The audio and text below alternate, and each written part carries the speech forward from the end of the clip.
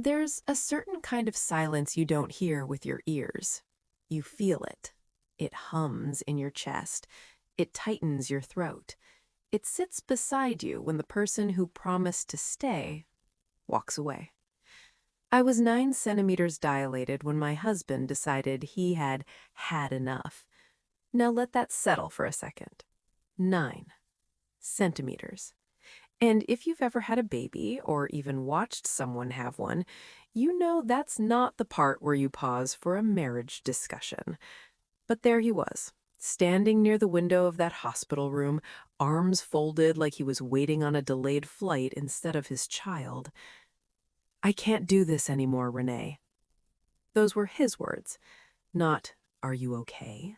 Not "I'm scared," not even "I'll be right back." Just "I can't do this anymore."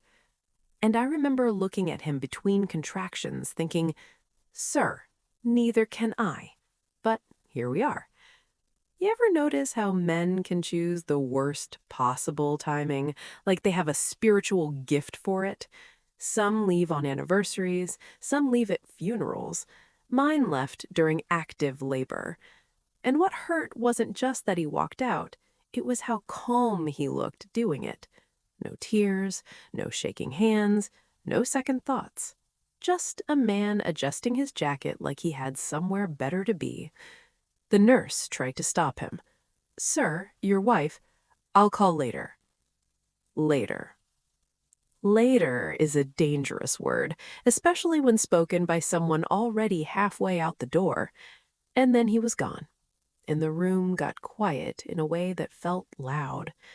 Machines still beeped, nurses still moved around, a doctor said something about breathing through contractions. But emotionally, silence.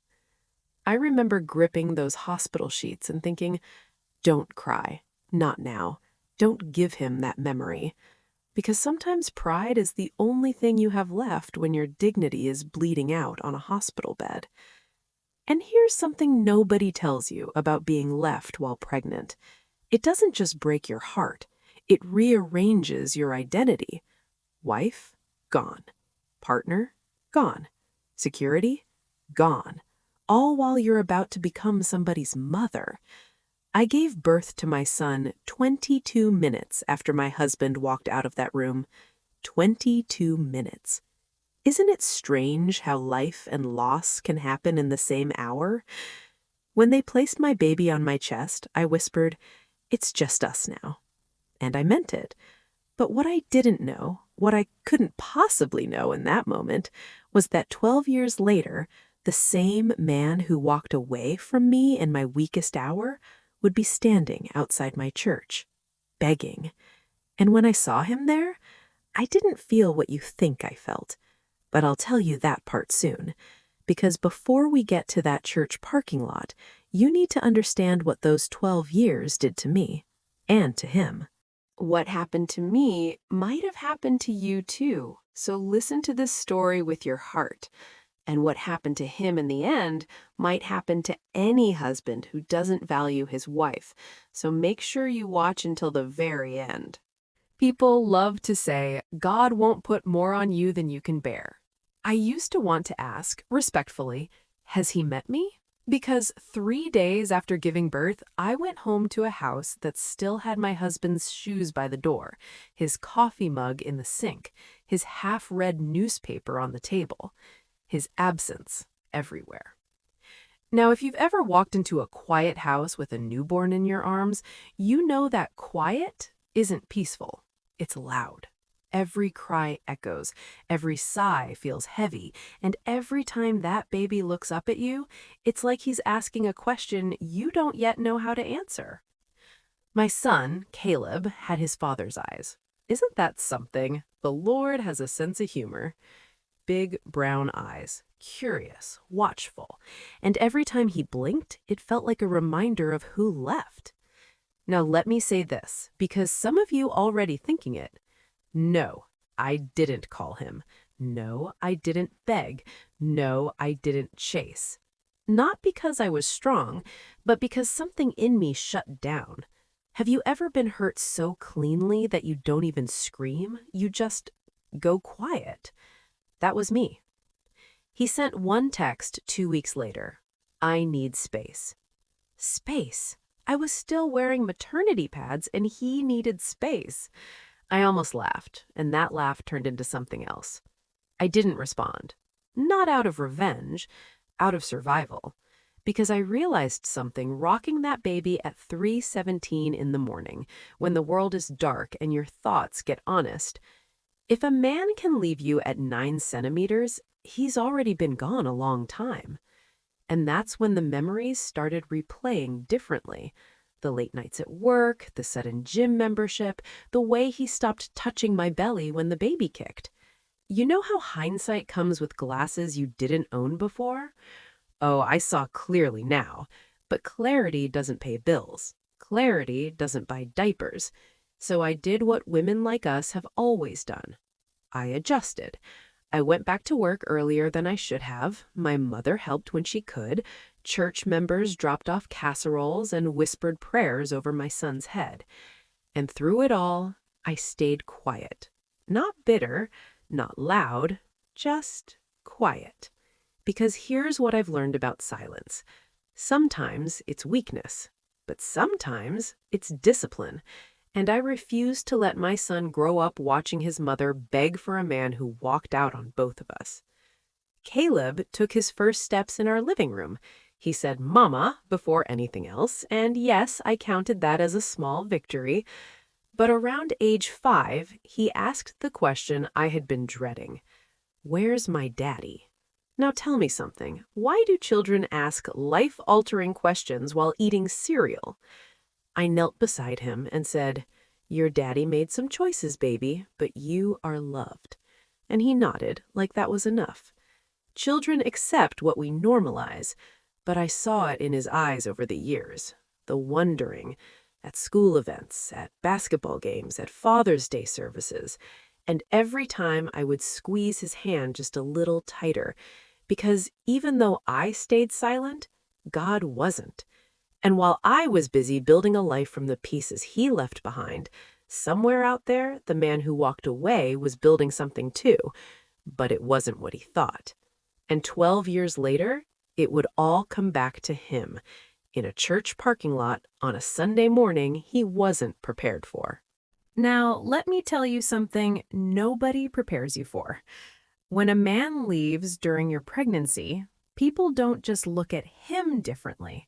They look at you differently too.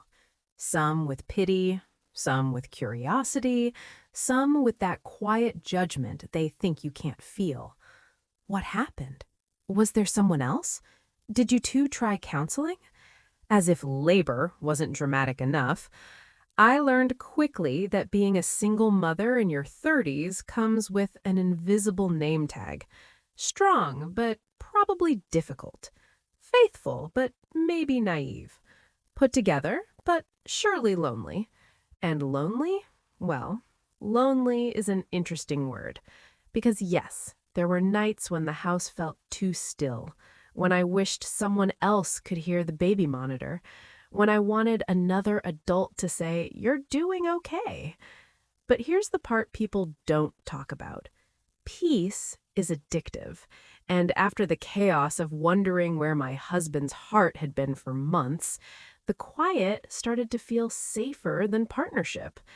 I stopped checking my phone, stopped rehearsing conversations in my head, stopped wondering if I was too much or not enough. I just mothered. Caleb grew, tall and thoughtful. He loved books more than video games, asked deep questions at bedtime like, "Mama, do grown-ups get scared too?" "Oh, baby, all the time." I told him, "Yes, but we keep going anyway." And I meant that for both of us. Now about his father. I didn't stalk him, didn't ask around, didn't dig, but news travels, especially in a small city where everybody's cousin knows somebody. He had moved in with her. Yes, there was a her. Isn't there always? You ever notice how the other woman is described as younger before anything else? Not kinder, not smarter, just younger. I won't lie to you. That stung. Not because I wanted him back, but because I was healing stretch marks and learning how to swaddle a newborn while he was starting fresh. That felt unfair. And if you're honest, you know exactly what I mean. But time has a funny way of balancing accounts. I didn't hear much after that first year. The whispers slowed, the updates faded, and I didn't chase information because what would that have changed? My son still needed homework help, still needed school uniforms, still needed a mother who wasn't distracted by ghosts. And let me pause here and ask you something. Have you ever realized that the person who left you thought you were the burden, only for life to teach them you were the blessing? Because while he was busy building whatever he thought he wanted, I was building character in a young man who watched everything. Caleb noticed who showed up. My brother at basketball games, the deacons at church who shook his hand, the way I never spoke poorly of his father. And that last part? That was intentional, because bitterness is heavy, and I was already carrying enough. Years passed quietly. No dramatic confrontations, no unexpected apologies, no child support battles because, yes, he sent checks eventually, sparse at first, then consistent, but never himself. Until one Sunday morning. It was early fall. The air had that crisp edge that makes you reach for a light sweater. I was walking into church beside my 12-year-old son, and that's when I saw him, standing near the edge of the parking lot, older, thinner, nervous, and when our eyes met, the silence between us wasn't empty anymore. It was loaded. Now, let me tell you something about memory. It doesn't always rush back. Sometimes it stands still. That's what happened when I saw him. 12 years collapsed into a single heartbeat, and yet I felt nothing move inside me. No trembling, no anger, no sudden urge to cry. Just awareness. He looked smaller. Not physically, though life had clearly pressed on him, but smaller in presence. The kind of small that comes from knowing you forfeited something you can't reclaim. Caleb was beside me, talking about a science project. And Mama, I think if I... He stopped mid-sentence. Children feel shifts before they understand them. He followed my gaze. And there his father stood. Hands clasped, head slightly bowed, not quite ready to step forward. Now here's the part nobody prepares you for. When the man who abandoned you finally returns, he doesn't look like the villain anymore. He looks human. And that can be unsettling, because it's easier to hate a monster than a man who looks tired. He took one step toward us, then another. Caleb stiffened, and I placed my hand lightly on my son's shoulder, not to hold him back, but to steady him. "Renee," he said. My name sounded unfamiliar in his mouth, like a song he used to know the lyrics to. I nodded once, polite, contained.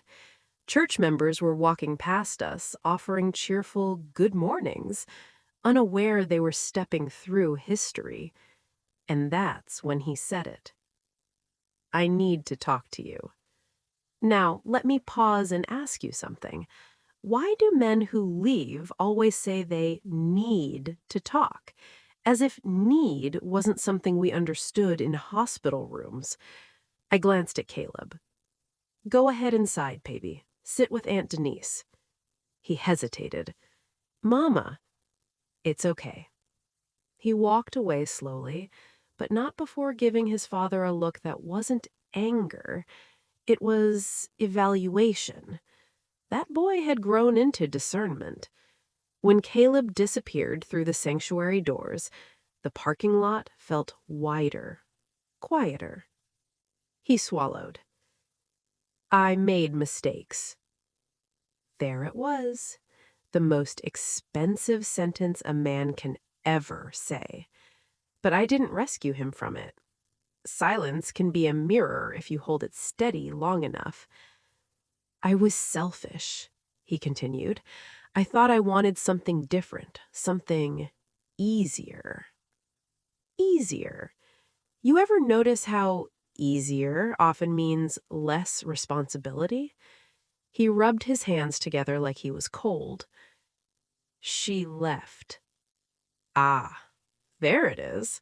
Life had circled back. I lost my job last year. Things just fell apart. And for a brief moment, just a flicker, I saw the hospital room again, saw myself gripping sheets, saw him walking away. And I realized something startling. I no longer needed him to hurt, because life already had. I've been coming here, he said quietly, for a few weeks, sitting in the back. That surprised me, not because he came, but because he stayed long enough to try. I didn't know how to approach you, or Caleb. His voice cracked when he said our son's name, and that's when he did something I never expected. He stepped closer and lowered himself slightly, not fully on his knees, but close enough that pride was no longer in control. I'm sorry. Simple words. 12 years late. And here's the truth that might surprise you. It didn't feel victorious. It felt heavy. Because apology doesn't rewind childhoods. It doesn't fill empty seats at school plays. It doesn't erase a delivery room. But it does reveal something. Regret. And regret, when it's real, humbles a man in ways success never could. He looked up at me then, eyes glossy. I left you in the worst moment of your life. Yes. Yes, you did. And what I said next? Even I didn't know I had it in me. He was still half bent in that parking lot when I answered him, and I didn't rush. Because when someone has made you wait 12 years, they can wait 12 more seconds. I know, I said. That was it at first. Not dramatic, not sharp, just steady. He blinked like he expected more. Maybe tears, maybe anger, maybe a speech he could respond to. But silence had trained me well. And here's something I want you to lean into for a moment. When you survive abandonment, you stop reacting. You start responding. There's a difference. I know you left me in the worst moment of my life, I continued, but it wasn't the worst moment of my growth. He swallowed, because that's the part men don't anticipate. They expect you to still be where they left you, broken, frozen, waiting. But life kept moving. I had to learn who I was without you, I said, and that lesson cost me sleep, pride, and a lot of tears you never saw. He nodded slowly. I don't deserve forgiveness. That was honest, and honesty, real honesty, is humbling to witness. You're right, I said gently. You don't. Now, before you gasp, let me explain. Forgiveness isn't something someone deserves. It's something you choose. And I had chosen it years ago. Not for him, for me. Because bitterness is loud, and I had grown fond of my quiet. I forgave you a long time ago, I told him, but forgiveness doesn't rebuild trust. That landed. He closed his eyes briefly. I don't want anything from you, he said quickly. I want a chance to know my son. Ah, there it is. Not redemption, not reunion, relationship. Now here's where it gets delicate, because when a man comes back asking for access to the child he abandoned, the mother stands at a crossroads: protection or possibility. You ever notice how motherhood turns you into a gatekeeper? Every decision feels eternal. I can't decide that alone, I said. He's 12. He has a voice. He looked startled by that, as if Caleb were still a baby in a bassinet instead of a young man forming opinions. I don't expect it to be easy, he said. Good, because it wouldn't be. And right then, church doors opened behind me. Voices spilled into the parking lot. A hymn floated faintly in the air. People were watching now, and I could feel something shifting, not between us, within him.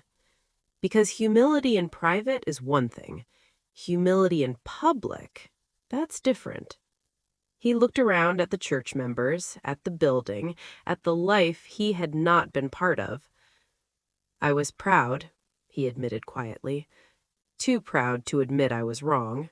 Too proud to come back when things started falling apart. And that right there, that was the most truthful thing he'd said all morning. Pride is expensive. It costs marriages, it costs birthdays, it costs delivery rooms, and now it had cost him 12 years. I studied him for a long moment. The man who once folded his arms and walked away, now unfolded, open. Regret does that. I won't promise you anything today, I said, but if you're serious, you'll prove it with consistency, not tears. Because tears are easy. Showing up, that's work. He nodded. I'll do whatever it takes. And I believed that he meant it. But belief and trust are not twins. And the next conversation wasn't going to be with me. It was going to be with the son he left. And children, they don't measure apologies the way adults do. They measure presence. And what Caleb would say next would surprise both of us. Service had already started when I slipped into the pew beside Caleb. He glanced at me once. Not curious, not confused, just waiting. Children of single mothers learn how to read rooms early. After the final hymn, while people gathered their purses and shook hands, Caleb spoke without looking at me. That was him. Not a question, a statement. Yes, I said. He nodded slowly, the way grown men do when they're absorbing something heavy. He's been here before. That caught my attention. You noticed? He gave me a small look that said, Mama, I notice everything.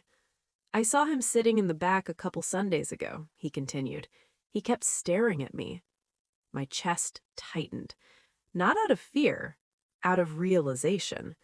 Regret had been sitting behind us longer than I knew. We walked toward the church doors together. And there he was, still outside, still waiting. Now let me pause here and ask you something. Have you ever seen a man wait when he used to walk away? It changes the temperature of a moment. Caleb stopped just inside the doorway.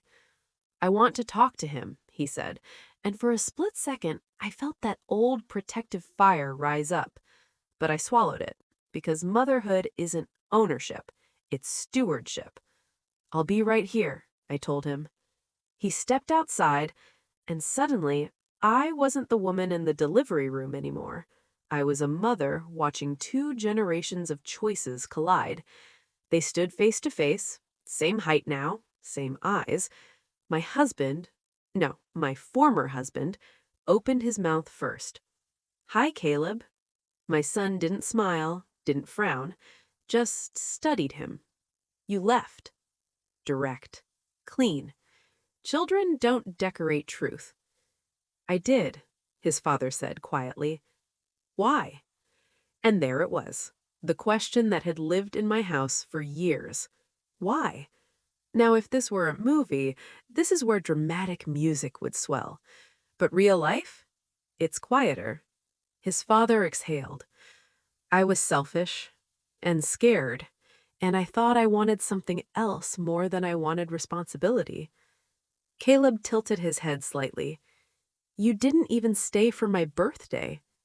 No anger, just inventory. And that's when I saw it. Regret doesn't just bend a man's posture, it bends his voice.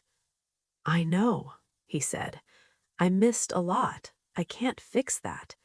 And my son, my steady, thoughtful boy, asked something that stunned both of us. Are you going to leave again? Whew. Now that question, that's not about the past. That's about safety. His father's eyes filled. No, not if you'll let me stay. And I saw Caleb processing that, weighing it, because 12-year-olds may not understand mortgages or marriage, but they understand consistency. He looked back at me briefly, and in that look was a question only a mother can translate. Is this safe? I gave him the smallest nod, not approval, permission to decide. He turned back to his father. You can come to my basketball game Wednesday, Caleb said. If you're there the whole time, we'll see. Conditional access. That boy had boundaries, and I almost smiled. His father nodded quickly. I'll be there. And just like that, the rebuilding began. Not with a hug, not with tears, with a test. But what none of us knew yet was that showing up to a game is easy. Showing up consistently, that's where regret proves itself. And Wednesday night would reveal whether he meant what he said in that parking lot. Wednesday nights used to belong to exhaustion. Homework spread across the kitchen table, spaghetti boiling over if I wasn't watching, me reminding Caleb to pack his gym shoes while mentally calculating bills. Routine, predictable, safe. But that Wednesday felt different. There was an extra chair in my thoughts, an empty seat in the bleachers that might not stay empty. Now let me ask you something. Have you ever prepared yourself for disappointment just in case? You tell yourself you don't expect anything. You say, it won't matter if he doesn't come. But deep down, you still glance at the door. Caleb pretended he wasn't nervous. You could tell by how much he wasn't talking. Usually, he'd narrate everything. Who they were playing, what strategy coach might use. That night? Quiet. Focused. Guarded. We arrived early. I chose our usual seats halfway up the bleachers. Not too high, not too close. Neutral territory. The gym slowly filled with parents. Sneakers squeaked against polished floors. The scoreboard buzzed to life. 5 minutes to tip off. Caleb stretched near the bench. And then the doors opened. I didn't look immediately. I've learned something about anticipation. It loses power when you refuse to feed it. But Caleb looked. Just a flick. And I saw it in his shoulders. He straightened. His father had walked in. Not rushing, not dramatic, just present. He scanned the gym until he found us. And here's what struck me.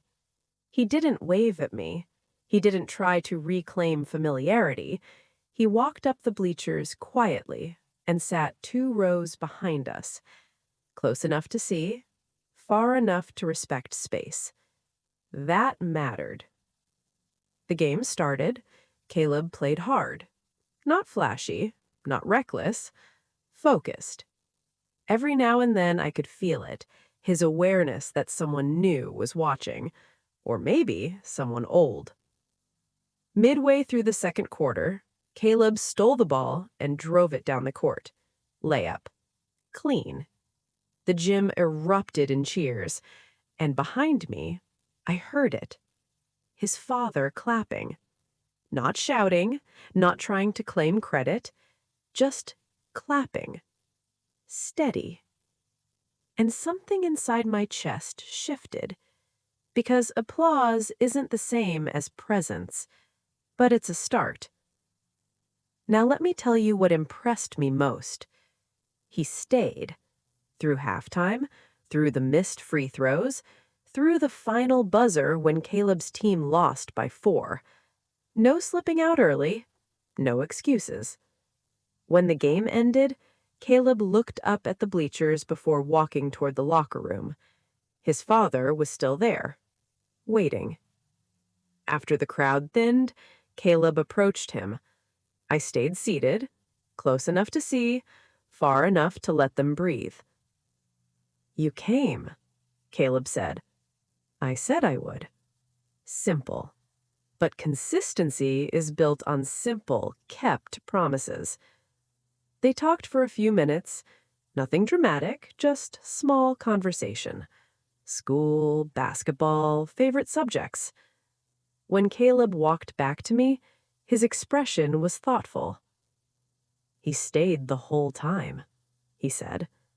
"I saw." We gathered our things, and as we walked toward the exit, his father stood again. "Thank you," he said. "To Caleb." Not to me, to Caleb. And again, that mattered. In the parking lot, under those same cold lights where he once begged, he didn't ask for more, didn't push, didn't assume. He just said, "I'll see you Sunday?" Caleb looked at me, then back at him. Yeah.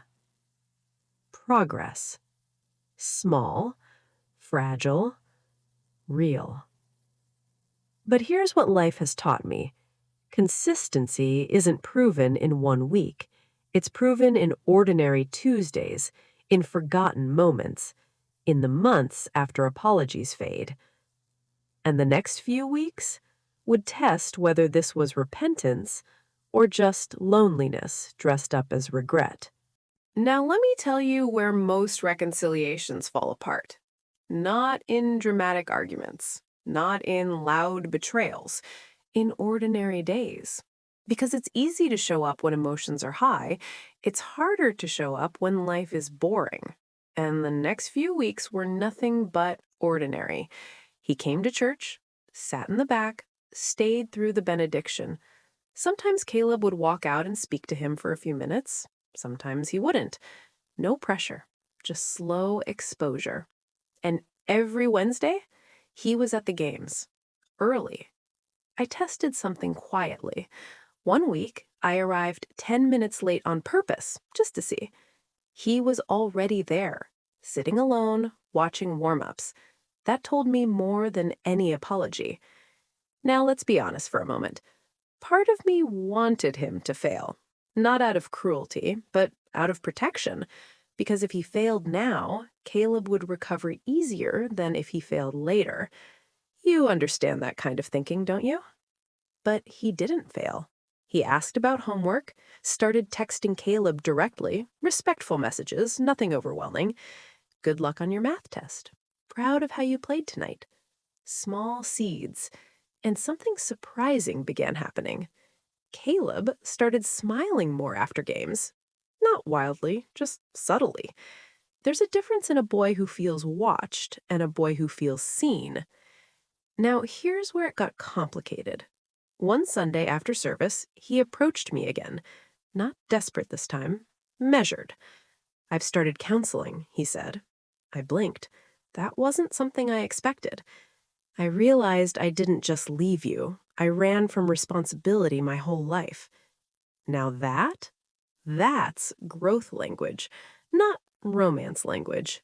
Growth. "I'm not asking to come back," he added quickly.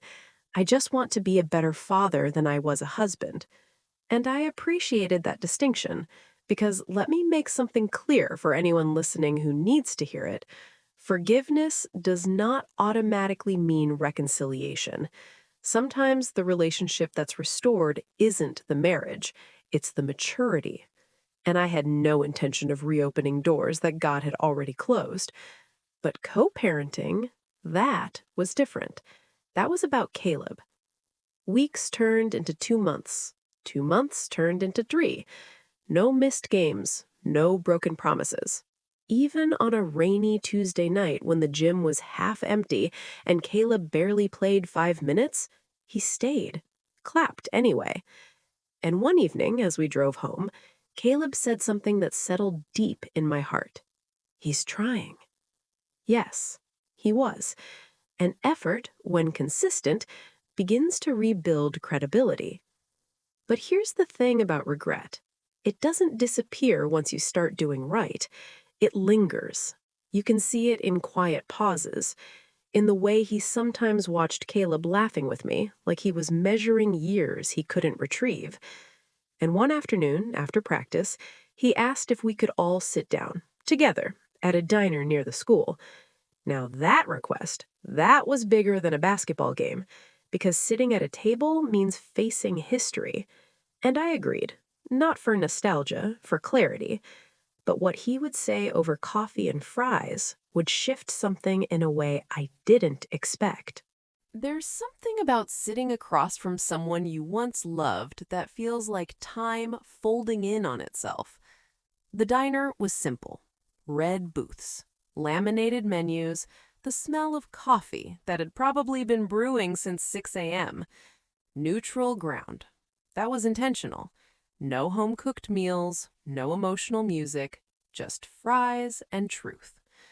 Caleb slid into the booth first. I sat beside him. His father sat across from us. And for a moment, none of us spoke. Funny how silence feels different now, isn't it? 12 years ago, silence felt like abandonment. Now it felt like processing. The waitress came, orders were placed, small talk about school. Then he cleared his throat. I need to say something to both of you. Caleb straightened slightly. I remained still. I used to tell myself a story, he began, that I wasn't ready, that I was overwhelmed, that leaving was temporary. He paused.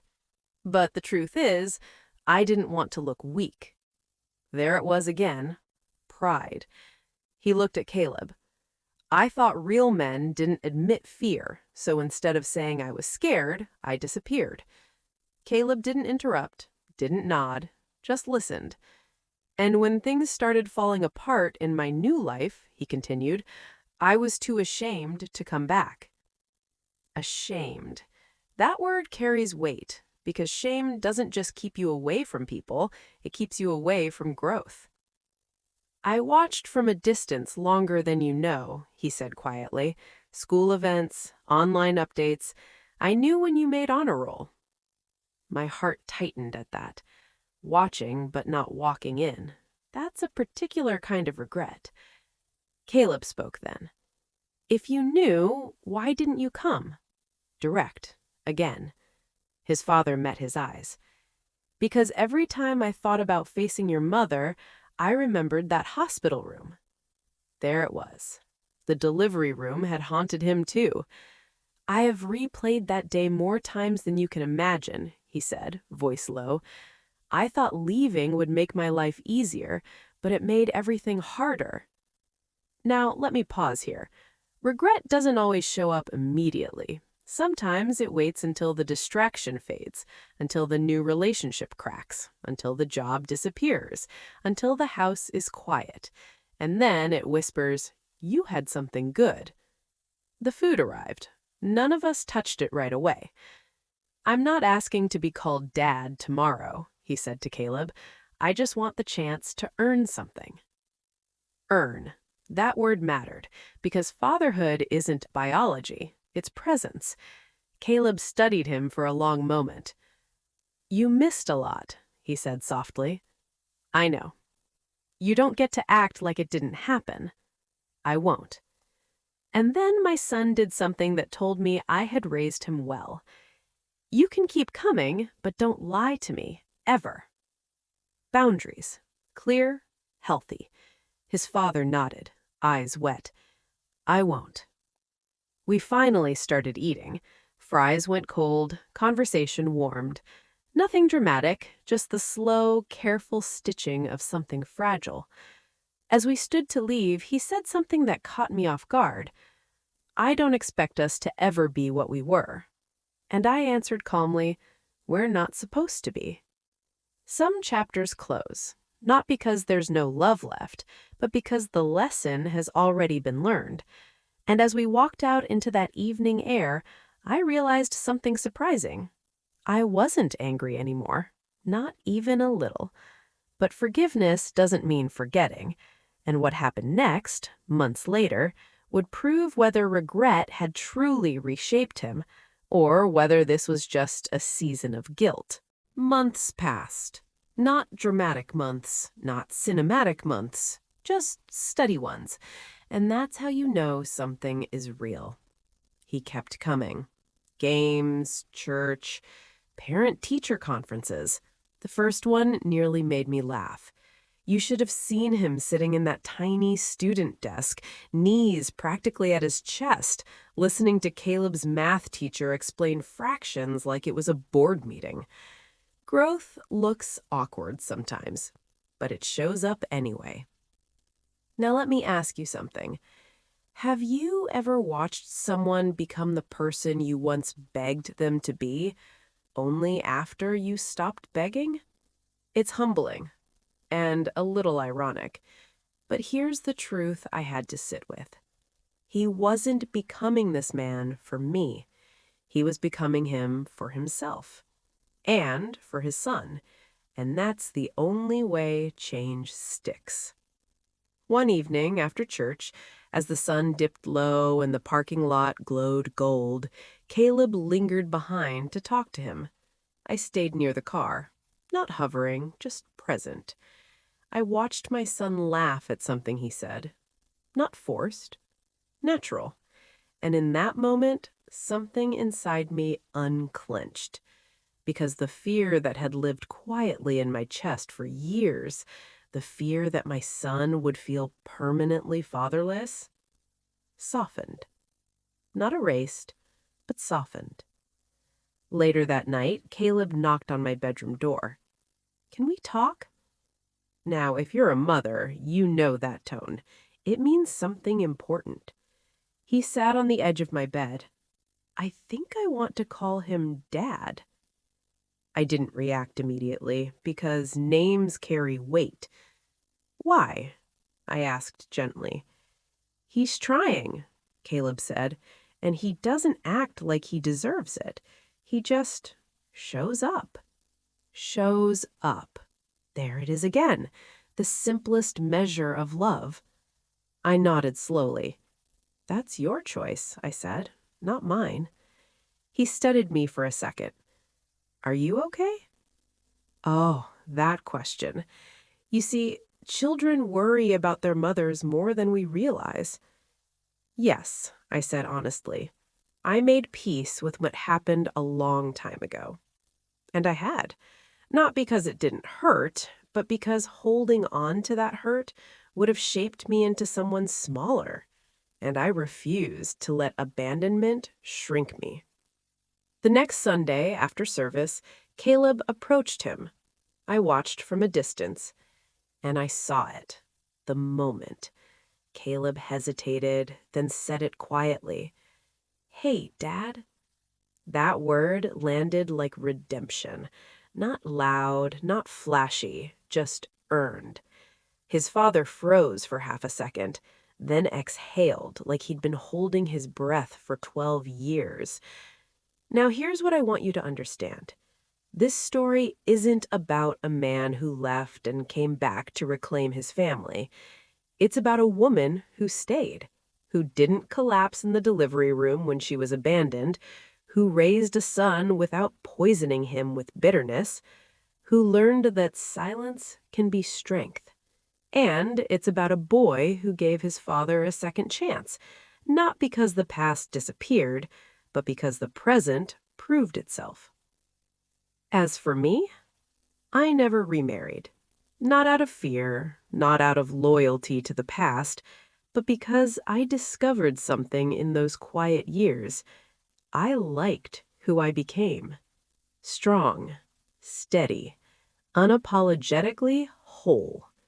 And the man who once walked out at 9 centimeters, He never begged again because he no longer needed to. He had earned his place slowly, consistently, right where regret first found him, outside that church, in the parking lot, waiting. And sometimes, waiting is the first honest thing a man learns how to do. Where are you watching from? Drop your city or country in the comments. If this story touched your heart, like, subscribe, and turn on notifications for more stories about resilience, dignity, and quiet justice. Because some lessons don't come with applause, they come with peace.